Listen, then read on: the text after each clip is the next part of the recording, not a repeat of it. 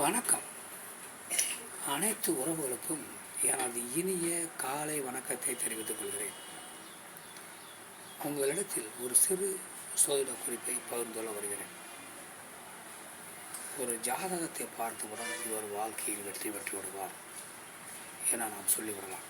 அந்த மாதிரி அமைப்புகள் ஏராளமான அமைப்புகள் இருக்கிறது. வாழ்க்கையில் கஷ்டங்கள் வரும், நஷ்டங்கள் வரும், துன்பங்கள் வரும், துயரங்கள் வரும், தோல்விகள் வரும், இன்னல்கள் வரும், இடைஞ்சல்கள் வரும், எல்லாம் வரும். ஆனால் இறுதியில் அந்த ஜாதகர் வெற்றி பெற்று விடுவாரா?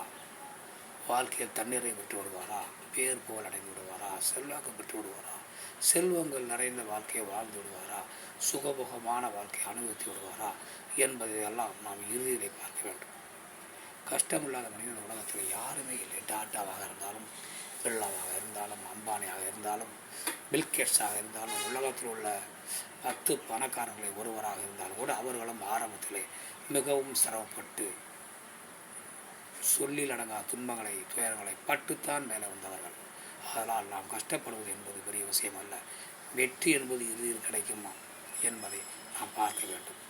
அந்த அடிப்படையில் சில சாதகங்களை பார்த்தவுடன் சொல்லிவிடலாம், இவர் எதிர்காலத்திலே தண்டுகரற்ற வாழ்க்கை வாழ்வார்கள், பேர் புகழோடு வாழ்வார்கள், செல்வம் செல்வாக்கோடு வாழ்வார்கள் என்பதை சொல்லிவிடலாம்.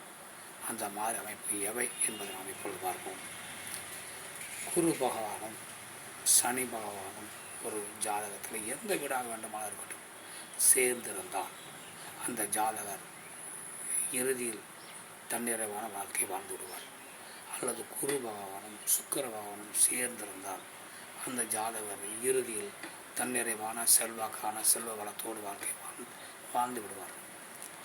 அல்லது சனி பகவான் சுக்கிர பகவான் சேர்ந்திருந்தால் அந்த ஜாதகர் தன்னிகரற்ற வாழ்க்கையை தன் வாழ்நாளில் வாழ்ந்து விடுவார். அதனால் இதெல்லாம் நாம் தெளிவாக பார்க்க வேண்டும். மற்றவற்றை நாம் அடுத்த வீடியோவில் காண்போம். நன்றி, வணக்கம்.